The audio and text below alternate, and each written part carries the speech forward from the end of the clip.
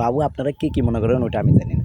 যে আমরা সন্তর্বালে একটা শান্তিভাবে একটা আন্দোলন করতে যাইতেছি, যেখানে প্রতিবাদের আন্দোলন।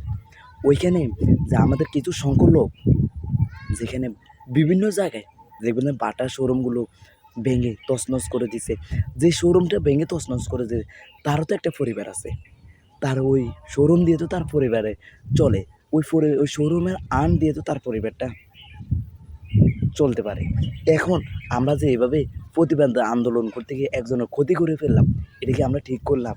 এটা কখনোই ঠিক হয় নাই। এটা আমি কখনোই একমত না। আপনারা কি মত হন জানি না। এই দেখুন আপনারা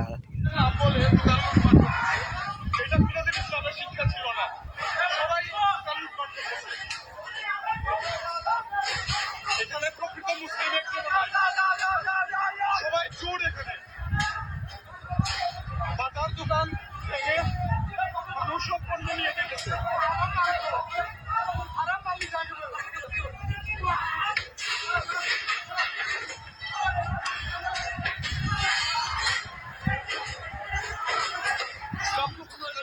মানে আপনারা এমন চুরি করতে গেছেন, ওইখানে প্রতিবাদে আন্দোলন করতে গিয়ে মানে আমাদের দেশের মানুষের ক্ষয়ক্ষতি করতেছেন।